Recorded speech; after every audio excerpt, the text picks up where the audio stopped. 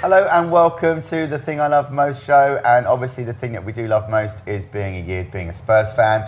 And this week I'm joined by two Leighs, and we have Leigh in the studio, Leigh Curtin, who I'm going to refer to you as for today, Middlesex Leigh. No problem. And we have Hackney Leigh, who is now residing in Dorset, one of the founder members of the Dorset Tottenham supporters group, which is how we managed to find you because you've been posting some good videos online. How are we doing, Hackney Leigh?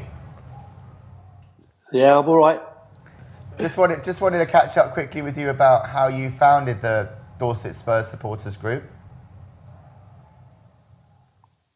Okay, so I've got to be absolutely honest. The South Dorset Spurs has been going on for about 10 years. So I wasn't involved in it from the very start. That's a guy called Tony Bayliss and Bob Savage. Those guys have been running it for a while out of Weymouth. I got into it via a friend, but those guys are brilliant. You know, they get up right early in the morning and drive us all the way up to Wembley at the moment. And so those guys have been going for about 10 years now. So a lot of Tottenham supporters down this area. Great. And so you're still a season ticket holder, or you go to as many games as you can? Yeah, I'm lucky enough to be a season ticket holder now. Took a long time to get one, but I've managed to get one last season because of the move to Wembley. So I've renewed again this year with the expectation of going to the new ground, obviously. But yeah, so I've been going off and on for years. You know, family and that get in the way. So you know, having kids and that, they're a pain, aren't they? Yep. So it's time to talk about, firstly, the Inter Milan away match last week, the 2-1 defeat. So let's cast our minds back. It feels weird now talking about a match that was nearly a week old. So, I mean, it was a better performance. Couldn't have been much worse than the Liverpool result, because obviously that was just absolutely shocking. One of the worst performances I can remember in the past 3 or 4 years. Performance was better. Obviously, the negatives were losing. The last 10 minutes, the way we conceded the goals, and also obviously the fact it was another set-piece goal we conceded, and maybe even Poch's substitutions. Do you know what? Give your general sort of. Yeah, well, for me, I think people questioned Poch's substitutions at that point. I don't think there wasn't too much wrong with them as far as I could see. We just didn't shut out the game the way we should have shut out the game. When you're away from home, you can't. The goal he scored, the first goal, for me, it's just sometimes you hold your hands up and go, top draw. If you want to be overly critical, you say, why is he on the edge of your box totally unmarked? Yep. But I think sometimes you hold your hands up and go, hell of a strike, great goal, and you take that on the chin. For the next 5 minutes, you close out the game. The way we conceded that last goal was just individual errors.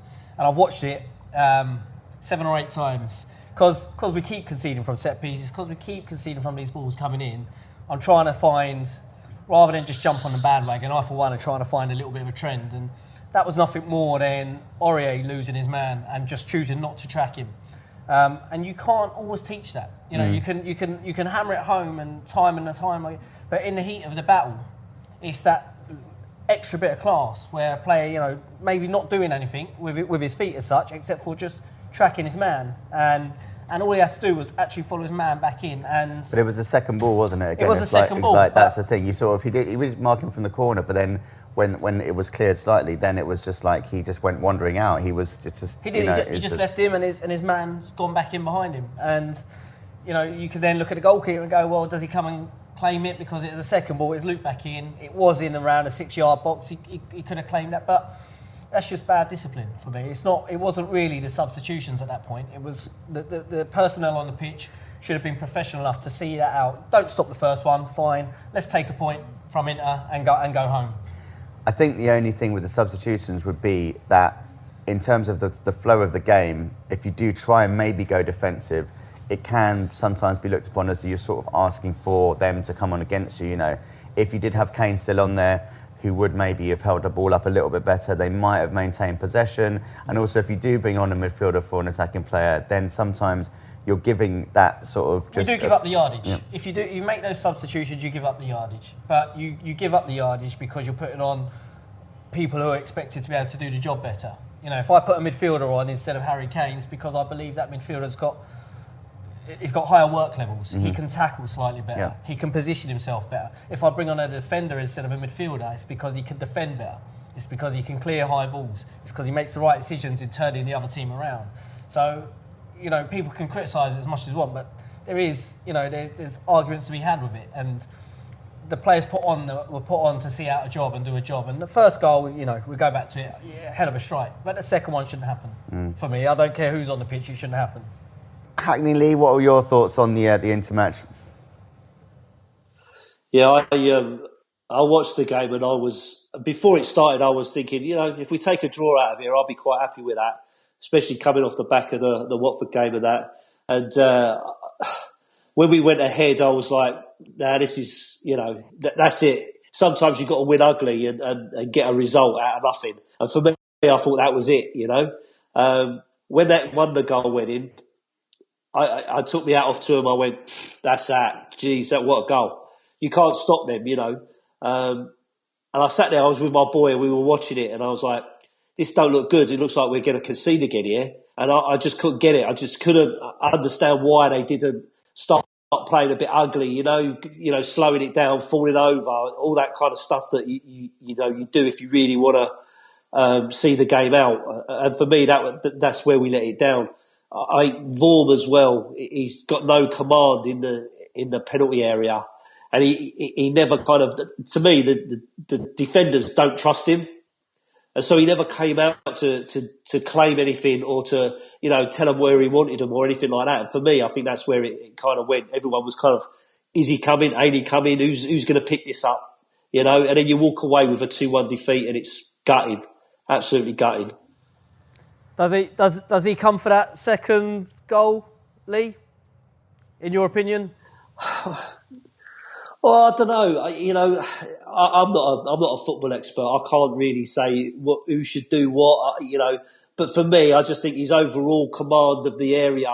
If he's more commanding in the area, then the defenders then know what is expected of them. And I just felt like there's a lot of uncertainty around there. Should someone have come and smashed it away, or should he come and punched it out, or whatever? But for me, we shouldn't have been in that position in the first place. We should have been slowing the game down and said, well, let's see it out for a point. Yeah, I think obviously with Lloris, they've played together for so many years. There's a solidity, and there's also just a comfort in knowing that he is better at doing that. And I suppose they're used to playing with each other, so it does make sense for them to maybe not have as much faith or confidence in Vorm, and maybe that's not one of his strengths. So yeah, it's a difficult one. Okay, all right. Well, we won't dwell on the defeat because then we moved on to an amazing 3 points. I mean, look at his face; he's still buzzing. It's just nice to win again. It was nice to win again. Although still, some of the Spurs groups, I'm seeing negativity about it. I mean, I'm just. Anyway, we're not going to go into that, but I do sometimes I really wonder about Spurs supporters and their sort of supporters in general, I suppose. It's the whole social media thing. People seem so quick to just get on the negative bandwagon, even if there's nothing there. They will pick up on it for their own, keyboard warrior sort of high-fiving. It's just crazy. And I know Leigh, Hackney Leigh, that was one of the reasons why I think you sort of posted your video that went quite viral was with a view to that, wasn't it? About the fact that people were moaning for no reason and they maybe, had nothing to moan about, but it was just because of the fact that they wanted notoriety and, just to get themselves known. The thing with people on social media nowadays is there is a sense of entitlement that everyone believes that their team is entitled to beat another team just because of who they are. And they'll pick up on everything. They get a game of FIFA and they think they know everything about football management, And these guys, Pochettino's paid a lot of money to do what he does. And he got that job on merit, And I just think, I used to go football because I used to like to meet up with my mates, have a few beers, sing a few songs, and hopefully see my team win. Nowadays it's like what can I moan about next? You know, and we've got to remember that football is just about opinions, right? So don't matter what you think or don't matter what I think. Ultimately, you know, we're all going to see the game differently. So, you know, for me, I just think people were too quick to jump on the bandwagon and start moaning about everything that's negative in the world. You know, we've got a lot to be grateful for. You know, we've seen some crap football under George Graham and Christian Gross and all those kind of people. You know, for me, now, you know, we've got a good team. You know, it's not the greatest team, but it's a good team that's challenging and hopefully going to bring home some silverware at some point. And we've got a great stadium to go to when we go there. But anyone who's had an extension built will know you're never going to get it done at the time you expect to get it done. Very it happens. True. Very true. Very true. So, I mean, obviously the performance was again better against Brighton. We looked more commanding.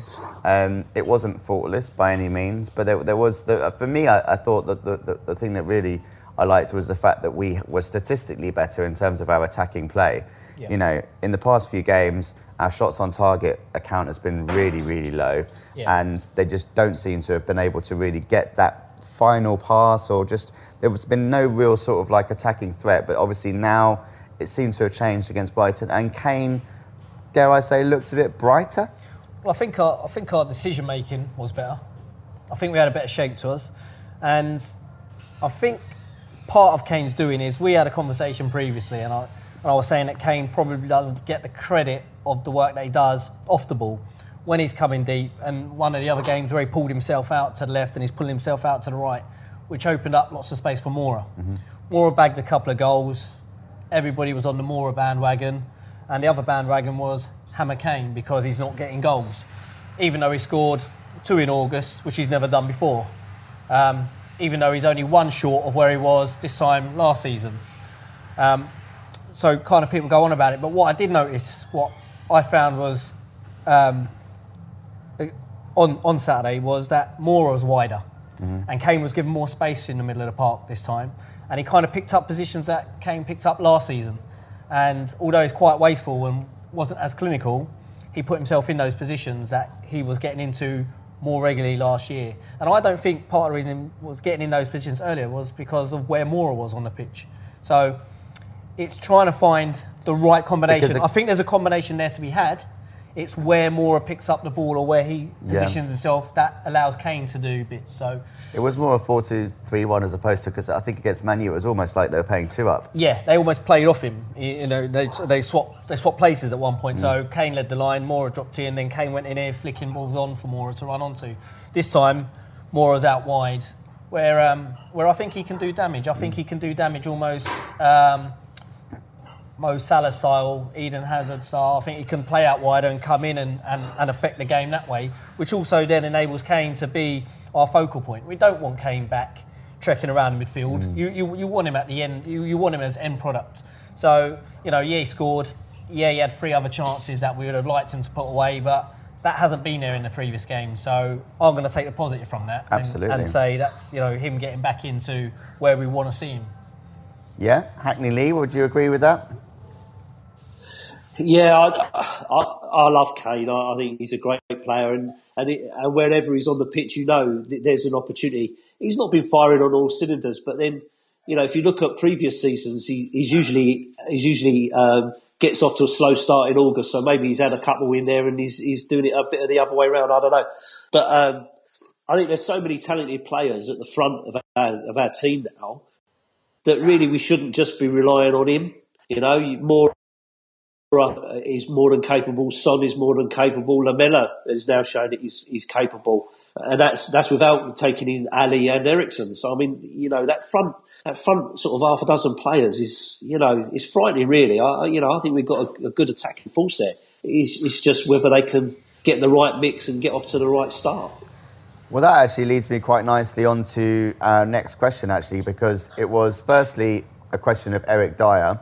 Because he has been sort of one that people are talking about recently. Quite a lot of fans are being quite negative about him, calling him a scapegoat and saying that he shouldn't be included in the team. I thought his performance was better. So the first question really is, do we think that he should be in our first team? And then secondly, what our first 11 should be at the moment with regards to the fact that we have quite a lot of these attacking players now, as in you just mentioned, who could fit into our first 11. Obviously, last season, Mora wasn't really featured, but now he seems to be like one of the first names on the team sheet, which means that you would have to leave out a Son or a Lamela or an Ali or an Ericsson. So it's an interesting conundrum for Poch, a great position to be in terms of to have these attacking options. So firstly, let's start on the Dyer situation. Are you a fan of Eric Dyer? Do you think he brings something to the team? I've always been a Dyer fan. I think he does a lot for the team that kind of gets unseen. You know, he puts himself about. He does break up play and stuff like that. He's not having a great time at the moment. You know, I can see that. And then you've got Wanyama there, and I think, well, you know, Pochettino, he watches them in training each day, so he must know, you know, how they're playing or whatever. But he's a great believer in keeping faith with players, which I like, because that gives them faith in him. You know, it's like being loyal. You know, getting them to play through that bad period. But you know, I personally don't think Dyer's been as bad as people are making him out to. I think everyone just loves to have someone to moan about. He's just the latest Sissoko, or what's the other, Serge Aurier, you know, for me. Yeah, I agree with you there, Leigh, to be honest. I think he's been no worse than anybody else. And I think the game where people chose to kind of get on his back was the Liverpool game. But when we looked at that, you know, there were stats going about, and I think we gave away possession 112 times. But some of the passing on his part was very obvious and very sloppy. So I think he is one of those. If there's no Sissoko in the team, there's no Aurier in the team, the rest seem to be likeable characters, so they want to have a pop at somebody else, and at the moment it appears to be Dyer. I just think he's almost a victim as well of his own versatility. You know, you go back and I look at somebody like James Milner, and as boring as he is, you look at the positions that he's played for his team, without being hugely effective at times, just goes in, does the job, you know, but he's almost made a career out of it. You know, whether it be left midfield, left back, centre midfield, right midfield, right back. Sometimes that's to the detriment of the player, you know, because Dyer is quite young as well. He's, what's he, 24? Something like that. You know, does he want to be a centre back? Does he want to be a holding centre midfielder? You know, where does he view his best position? Is it the same as where Poch views his best position? We don't know that. Maybe he's more comfortable playing as a centre back. So sometimes his own versatility is probably what undoes him. So where he turns up and he's given us a 7 out of 10 every week, and we as fans don't really understand that, and we're looking for a 9 out of 10, or, you know, we want him to be better in that position. That might not be, you know, that might not what he's there for on that particular day. So would he be in your first 11? Who's your first 11? And is Wanyama or Winks in it? Well, here's the other thing, right? Because I know people are going to want to swap Dyer, Winks and Wanyama around. As Leigh alludes to there, in training, Poch sees something in training. I felt we rushed Wanyama back too early last season, and he broke down again. Are we just being very cautious with him? Dyer's fit, all right, his form ain't great, but I don't think that's just down to him. Winks has just come back from an injury, so why are we rushing these guys back when we're already short on numbers? And, you know, we've got a long season ahead of us. We're hoping to get through to January and hopefully pull out our checkbook and hopefully improve the squad. But at the moment, as it is, I think Dyer's playing, you know, and the more you play, as Leigh alludes to, you play yourself into a bit of form. We don't always like it. I'm not always a massive fan of that way. But I get why we're doing it if we've had two players in a similar position who are trying to come back from injury, who both broke down again last year. So maybe Dyer wouldn't make the first 11 once everybody's fit. So I do quite like that about Poch, the fact he doesn't just drop players when they're not performing, and I think that does show loyalty, and I think players do appreciate that. And it happened with Ericsson and Ali last season, and you know, just because they went through little barren patches and they were almost as scapegoats again, people were calling for their heads, but he doesn't do that, and I think that's good. I do think that, and the players do value that in him. Yeah. So moving up towards the sort of attacking area in the pitch, then who would be your sort of chosen first four, as it were, if we're going to play 4-2-3-1? I think he's got to be. I think he's got to be based on form. Who's playing well, but I don't think you can leave I don't think you can leave Harry Kane out. I think Harry Kane has to play whenever he's available. I think Son is coming back, so I think I would stick with Mora and Ali. I would have in there for sure. I think the other one with Lamela now sort of getting on the score sheet, it's a real conundrum, to be honest with you. I think he'd have to see where they are to see what's happening. It's real early days in terms of games. We've had 5 games, and no one's really had a real good run out yet. We haven't hit any real form. There's just too much choice for me. But it's a good thing for him. It's a good position for him to be in. We haven't had that for a while, where we could have said, there's 2 players who are actual potent attacking options that we can bring off the bench. Fair enough, they're not striking options, which obviously is a bugbear of a lot of people, and it's annoying. But still, if you can have a Son and a Lamela to come on and change a game from the bench, then that is a good position to be in. I think Son, not Son, Lamela and Mora are very direct.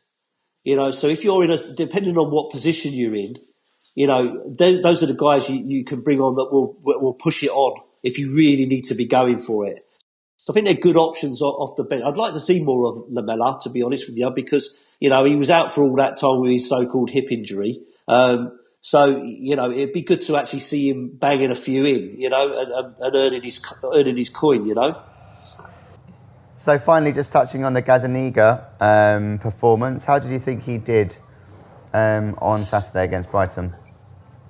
Well, he got all the Yidets all in a fluster, didn't he? I saw someone wrote a minge twinge, which I thought was a really good statement. I've never heard that one before. Oh, wow. Even being an old fella that I am. But, I think, if he's commanding, if he's a bit more commanding, and that's what I kind of get from him, is that he's a bit more getting out there and coming for the ball and stuff. Because if you look at the way we play, with Lloris, he always comes out, he's using his feet, he's quick off his line and that. Vorm's always really stuck on his line and kind of, So if Gazzaniga, he's between the two, isn't he? So, he can only learn. I think Vorm's always been the understudy. I'm never gonna take this position. Whereas with this other guy, really, he's maybe he should be saying to himself, well, this is my opportunity. Can I keep him out of the team? And put that bit of pressure on. I'm not saying he should be out of the team, don't get me wrong, but what I'm saying is he needs a bit of competition, and we need to see something that's going to come after, and Vaughan's never going to be that person, is he? So, yeah, I think that's quite a fair summary as well, because they say Lloris is the sweeper keeper, so he lights them up around the 18-yard box, and he can come out and clear, behind them. From what I've seen of Vorm, and where we got Vorm as well, and having a look at Fabianski as well, when they both at Swansea, they're predominantly shot stoppers. I know goalkeepers serve a purpose. That he's shot stop. You can't criticise his shot stopping, but at the same time, we don't give up as many long range shots as those other clubs did. So we need a more competent keeper around the box, and Gazzaniga, even against. Last season, was it Palace? He made his debut last season. So. Even then, he showed that the 6-yard box was his. And in the dying embers of the game at Brighton, there was a cross came in, and I think it was like everyone just going, here we go again, another set piece. But he came out, edge of the 6-yard box, took the ball, and it just takes all the pressure off, and it's just different. Rather than waiting to try and save the shot, he comes out and he gives us that little bit of. We just worry less, I think, and you can see the guys worried less. I think what was going on behind them on Saturday evening, because that will be his style. They would have played with him, they would have trained with him, and it's not a massive criticism to Vorm. I think there's other games where he's done well for us, and like I said, Liverpool, it was a funny day for everybody, and he made some good stops. But when you want your keeper to come and just claim and take the pressure off. That's not him, but with Gazzaniga, that looks like that is a bit of him. He's a bit of a 6-yard box man. He'll come and get it, and take it out of the game, take the sting out of the game, and we get up the pitch and hopefully learn to kill a game off. I spoke to Rodney very briefly about the Inter Milan game, and he would have been my choice to go over and play against Inter. I think it was a lot of people's choices, to be fair. Yeah. And and the discussions was, is it too soon? Is it too bigger atmosphere? But do you know what? 3,000 fans following you, right behind you, they'll give you the support. We have the fans that moan and the keyboard warriors, but the ones that are travelling to Milan and Barcelona, they're the ones who are going to be behind you. They're the ones going to properly support you, because they're going to have a good day out and they want a good result. So I thought that was the time for him, really. And when you look at that last goal, or the killer goal over there, does he come and get it? I think he does. So it's good to see him coming through, and I would persist with him from now on. He'd be my number 2 over Vaughan.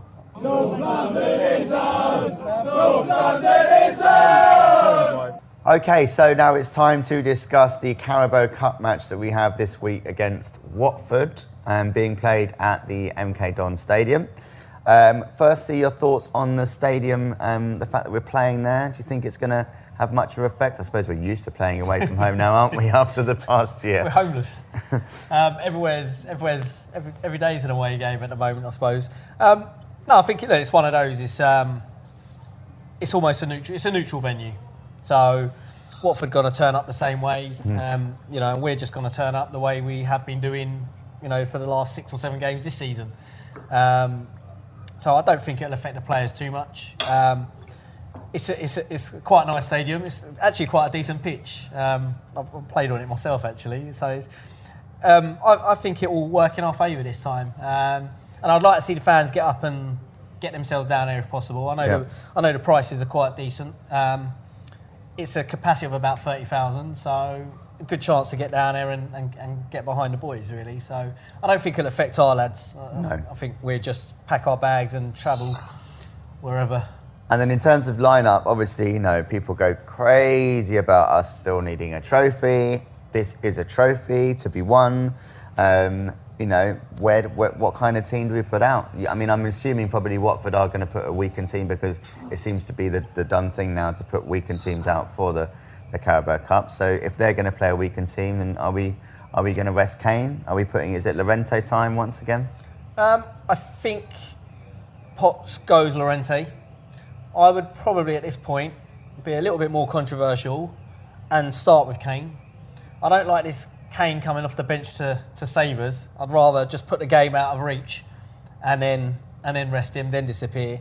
I'm up for a few changes, but not as many as others would like to see. I'm one that I think we're now at a point, and I think it's quite essential to the current squad, where we try our best to put a trophy on the cabinet. We've done this whole stadium thing, and I know we're not quite there yet, and it is going to be amazing. And the guys are going to want to play in it, and they are getting paid relatively okay.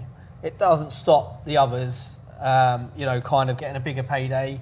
And usually the ones that are paying the bigger money, i.e. City, they are going to come and take those players, and they are going to be in the hunt for trophies, because they're just going to have ridiculously stronger squads. So, why not? Let's just go for let's invest in it for once and just go. I mean, we've done all right the last couple of seasons. We slipped up against Liverpool that one season. I thought we had a decent chance then, and I think cast our mind back to the FA Cup last year, the one against United, and that hurts. And that hurts a little bit. Sure. So for me, I would like to see probably like a very similar lineup to Saturday. Maybe swap the fullbacks. I'd leave Oyer and Davis, maybe Dyer and Sanchez at the back. Go with Winks and Dembele in there. Lamela starts. Probably wouldn't rush Ali back just yet. And start with Kane with a view to maybe Llorente coming on. But I think it's time that we just chase one a little bit. And I think it shuts a lot of people up. Not necessarily opposition fans, but it's nice for these boys to actually put a medal in their pocket as well. It does seem to be that, the thing that everyone talks about with Tottenham nowadays, isn't it? It's like, if we want to keep the players, we have to have a trophy, no matter what happens. I just find that I don't think Poch prioritises this trophy. I think when you say trophy to him, he thinks sort of Premier League, Champions League. The cups, the national cups, I don't think are a massive attraction to him. I'm happy to be a little bit, controversial and say, are we going to win the Premier League? Not this season. Are we going to win the Champions League? Not this season. So we can aim to finish top 4, no problem. We can aim to get out of our group for sure in the Champions League, and then it's just like last season. Every dog has its day. We can turn up and play with the best of them when we all turn up. So there's nothing wrong when we get into the knockout stages. Can we win an FA Cup and a Carabao Cup? We should be. Sure, of course. We should be. We have a squad capable of winning one of those cups. So, you know what? Let's go and put one in the cabinet, shut a lot of people up, give some of these boys a medal to put on their, on their mantelpieces, and we go into a new stadium. We go in there with a trophy. Who cares what trophy it is at this point? It just stops a lot of negativity that's following us around at the moment. So for me, let's go and have a go. Let's have a crack. We get our day out at Wembley. We've not been there for a while. Yeah, it's been a while. So Hackney, Leigh, what are your thoughts? Yeah, so I agree with Leigh. Absolutely, got to have a trophy. I don't care what the trophy is. Carabao Cup, Milk Cup, League Cup, whatever you want to call it these days. But for me, I just think we've got a good enough squad to be able to play in this competition and win it. I agree. I don't think we're going to win the Champions League this season. I don't think we're going to win the Premier League. So FA Cup, Carabao Cup, I'm happy with either of those because fans remember trophies. Tottenham are always pushed out with, you ain't won a trophy for so long, you ain't won a trophy for so long. They don't say that to Liverpool, or they don't say that to West Ham and all those teams. They say it about us. But the fans enjoy that. The fans enjoy the silverware. It's not so much for the club. The club don't care whether we win the Carabao Cup. It don't mean nothing to them. But to the fans, it means a lot. To have a bus parade through the town, that's what you want. That's where memories are. I was lucky enough to be at FA Cup finals and see us win it. And that's, for me, that'll live with me forever. And the younger fans who ain't had that opportunity, that's what they want. That's what they go and pay their money for. So for me, strong team, absolutely. So strong team. So Kane starting as well? Yeah, I think you're right. I think if we started with Kane, with a view of him getting a goal or so and then coming off, I think would be a good thing. I think he does need a bit of a break. Me, I'd have Lamela and Moura on for that attacking pace. I disagree about Ali. I think depending on how he's doing in training, if he's feeling fit enough, I'd have him in. But I'd have, this might be a bit controversial, I want to have Eriksen. I think Eriksen has been real lightweight over the last, he gets a bit of stick last season about pulling out of tackles and stuff, but this season he's been quite poor at that. Gets knocked off the ball quite easy. So for me, I think maybe he needs a bit of a break. So getting Ali in there, I think would be the other thing. And the other one I would go for, who I think deserves a chance, is Walker Peters. I don't think we've seen enough of him. He's had a couple of chances and he's come across really, really well. And I think it's about time he got a bit of a run in the team where he can. And cup competitions is a place for that for me. I really like Walker Peters. I think he's class. And I think, I completely agree. I think he should be given more game time. I would play him probably over Aurier personally. But obviously Poch doesn't seem to agree. Too. Okay, fantastic. Well, thank you so much for your time, Hackney Leigh, all the way from Dorset to the wonders of modern technology. We'll catch up with you at a game sometime soon, and we'll definitely get you on again. But thanks for being part of the show, and I hope to speak to you again soon. Yeah, no worries. I hope it all goes well for you. Good luck with your endeavours. I'll be at the Barca game and I'll be at the Cardiff game. The next one's on back, so maybe I'll see you there. Nice one. Cheers, thanks, mate. Take care. Cheers. Catch you later. Bye. Bye-bye. Okay, so it's time to discuss the Huddersfield game this weekend. And on the other end of the line, we have Huddersfield fan Dan. Welcome, Dan. Welcome. Thank you. So firstly, you sound like you're a proper Huddersfield fan. So are you a born and bred? What's the Huddersfield fan nickname? I'm not a born and bred Terrier, unfortunately. Terrier, that's it. My side of the family were born all being Leeds fans for their sins. So I became a Huddersfield fan in probably 2002. I think I was 11 years old. My cousin got me into them. But now I've converted. My dad is now a season ticket holder, and my sister. So ever since then, just been die-hard blue and white. Since we were promoted from Division 3 in 2003, played our final. We had 3, not scored any goals, but won every single playoff. So that's a pretty good record. I used to work for the club in 2012 when I finished my degree. I worked in the retail department. And obviously Premier League last season, I think I went to about 20, 26, 27 games. I was living down here in London and got all the away games south of Birmingham and got up when I could. Great, great. And so what are your sort of thoughts on the current Huddersfield team at the moment? How do you think you're performing this season and your thoughts and hopes for the season? Well, I think when I looked at pre-season, the players that we got in quite nice and early, I thought we'd improve the squad. We had a couple of outgoing. Tom Ince going to Stoke. He didn't quite hit the heights that we might have expected of him last season. Players like Michael Heffley obviously were important in getting us up. The thing we missed last season and this season is goals. It still is. And what we looked to try and get was more service into players like Depotre and Mounier. Because if you get the service to them, they're going to score the goals. And it was proven last season when we did manage to do it. And we brought in players from Monaco. We got Diakabe and Mabenza. And, still with Kachunga and Van La Parra, we still haven't got that service into the strikers. And that's still our main problem this season is scoring goals. He looks quite slow to me, Depotre.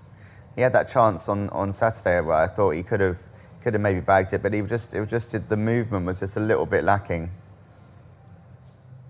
Yeah. Well, apparently over last Christmas he lost, I think it was 1.5 stone of weight, so he's lost a bit of his timber, but he's the type of striker that you play off. The thing is, they can't play together. Whenever they brought him on, it's not worked. You play Depotre up front or you play Mounier up front, but they're both very similar target men. One of them prefers on the floor, and Mounier saw a stat today. I think he had 9.5 headers average a game, which is the highest in the league. It says a lot about his prowess in the air, just not getting the right types of ball into him. And like you say, Depotre is not quick enough to turn Maguire, which he actually did last season, to be fair, when he scored at home. But we don't have that quick kind of play. Someone who's playing off a big man, like Liverpool used to do in the early noughties with Heskey and Owen. We don't have that kind of formation. And so what are your thoughts on the season? What are your hopes? Obviously, you're one of the favourites for relegation along with Cardiff. Do you think you're going to be able to stay up? Do you think you've got the firepower to make it? See, this is the thing. Last year we were favourites to go down as well, and we defied the odds there. And something that we've been missing this season so far is that little bit of fight, that identity that we had last year and the season going up. And if you'd asked me at the start of the season, after the pre-season we had, which I think was quite positive, was that we could stay up again. And now, I don't think it. I still believe it and I still hope it. But it's where I'm seeing the goals coming from. It's what matches are we going to get results from? And I think compared to last season, we've probably averaged around the same in terms of the games we played. Leicester City away last season, we lost. Everton, we'd lost, but we got a draw this time. So it's just the start that we've made. I still think that we're going to get a good patch, but it's when that first win's going to come. And for me, it's not going to happen at Spurs at the weekend. And then we got Liverpool the game after at home. Games against Burnley, they didn't have a great start to the season, but it's just looking where those wins and points are coming from. And last season, I think we did get lucky towards the end playing Chelsea and Man City, but we just started missing that fight that we had last season. How good is Aaron Moy, Dan? You've been a few times, see him up close. Yeah. No, I'm looking to be part of the Southern Terrier group, and we sponsor Aaron. And he's a fantastic player, probably one of the best technical players has been in the town shirt definitely since I've been a town fan. But he's not been as positive as he was in the Championship. His footballing brain is incredible, but it's a lot slower. He's not put those passes through which players like Alex Pritchard have done in the past, and he hasn't obviously had the chance to do it this season. But he is a fantastic player on his day, and he's proven it many, many times. It goes through him just like it does for for Newcastle with John Joe Shelby. When the ball gets played to Aaron Moy, he's pulling the strings. He's got players like Hogg behind him or Williams, who's doing the dirty work. But this season, and particularly towards the end of last season, Moyes had to do a bit of that as well. So that part of his game has improved, but we've lost that creative spark that he had in the Championship. Yeah, because I feel like he's quite integral to the success or the goals and chances that you create. I feel a lot goes through him. He's obviously a talented player. Yeah, he is. He is. I mean, it's one of my favourites. It's on one of my shirts up here, and I just think he's not hit the heights that he did when he was in the Championship. Whether that's because he's going away playing for Australia, which obviously it's a long place for him to travel to and from, particularly towards the start of the World Cup when they were playing a couple of qualifiers, and he did look jaded last season towards the end. But he's had to adapt a little bit to the way that we're playing now with the back five, because we're playing with either Hogg and Moy or Billing and Moy in front of them. And there's just, because we're not playing Pritchard in behind Mooney or Depotre, it's up to them to kind of control everything. But there's two of them there. There's no space for them to really work. So it's down to the wing backs. And if there's no supply to them or the wingers, then we're just not going to create any chances. And it's where it started this season. He's not had enough chances to. I think the chance he had against Crystal Palace is the first one I think I can recall him having this season. So your thoughts on Tottenham as a team at the moment, Dan? Tottenham, I think, and I've got a bit of a soft spot for Tottenham. I particularly liked them when, in 2008, I think when they won the League Cup, they had a fantastic side, Ledley King, Defoe, Keane, Berbatov. And they had a fantastic side last season. I just think, and I think many Spurs fans would agree with me, is it a mistake that they haven't managed to bring in some squad players, at least, because the likes of Kane and Eriksen are playing week in, week out. And you just got to think, have they played too much football, after the World Cup, and they're just not as sharp as they were last season. The thing is, the games that they have lost, I think, was the one against Liverpool and Inter Milan recently. They're good teams, so when they come up against Huddersfield, if they don't play at the best, I still think they're going to get the chances and put them away because of the quality they've got, particularly last season. I mean, we played you away from home and it was Sun, rather than anyone else, that just tore us apart. So there's not one player that you have to say, oh, it's Harry Kane carries the team, you have to rely on his goals. You don't. You've got 6 or 7 goal scorers from midfield to Harry Kane himself. And so what's your predictions for the game then? What do you think the score's going to be?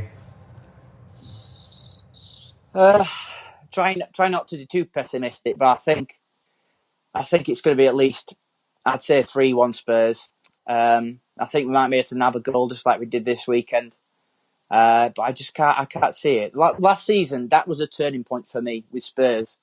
We attacked for 20 minutes and it looked like we were actually going to give them a good game. And I think it was Chris Löw made a mistake in defence, let Harry Kane in, and Harry Kane does what Harry Kane does, scores the goal. I mean, he tore us apart that game anyway. But I think Wagner then decided that, we're not going to attack these big boys. Any of the top 6, we can't afford to attack them. They're just going to destroy us.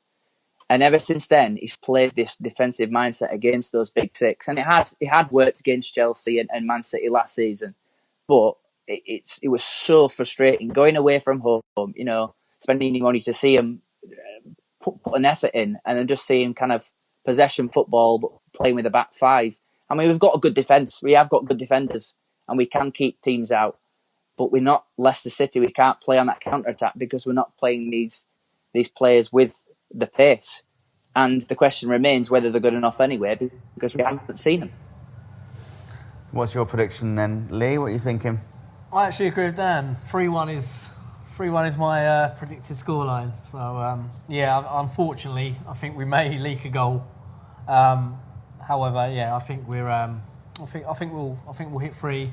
I think Harry's just finding his feet again, and he had 2 good performances against Huddersfield last season. So I'm gonna agree with Dan. Sorry, Dan. Okay, I'm gonna go 2-0. No, I agree. I think we're gonna go 2-0. I don't think they've got the firepower, and I think we're gonna have a solid defensive display, and another 3 points hopefully. Perfect. All right, thanks so much, Dan, for coming on, buddy, and we appreciate it, and best of luck for the rest of the season.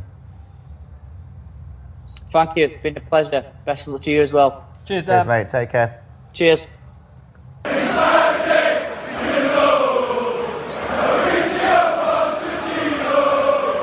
So we had some sad news this week to hear of the passing of Chas Hodges from Chas and Dave fame, an absolute Spurs legend and icon, and he will be sorely, sorely missed. Some fantastic Tottenham songs that they did over the years. They were really amazing, amazing people. And whenever they did appear at White Hart Lane, they were always so much fun and had such good stories to tell. And I know they were really, they involved themselves a lot with the club, and they did a lot of nights where they would speak to loads of fans, and they were great ambassadors, weren't they? Yeah, they were. And I seen an interview last season at or the season before, the farewell to White Hart Lane, and the rumour has it from the horse's mouth that literally 50% of their songs contain reference to Tottenham. So, Brilliant. At some point. So yeah, absolute legends, and a big miss. Going to be a big miss. Absolutely. So there is a demand for trying to get the Chas and Dave song Ain't No Pleasing You to number 1. So what we're going to try and do is we're going to try and get them number 1, which would mean they would be the number 1 for the 4th of October. So if you can, please do download it on iTunes or any of the music players that you use, or if you just stream it on Spotify or anything like that, then it will still hopefully get them to number 1 for the 4th of October. So Ain't No Pleasing You, and do it for Chas.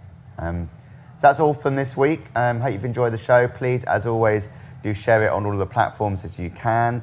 We have our Facebook and Twitter handles. We're on Instagram and obviously on YouTube. It's TTILM Show, or The Thing I Love Most Show. And we will see you next week, hopefully with a cup victory and 3 points in the bag. Come on, you Spurs.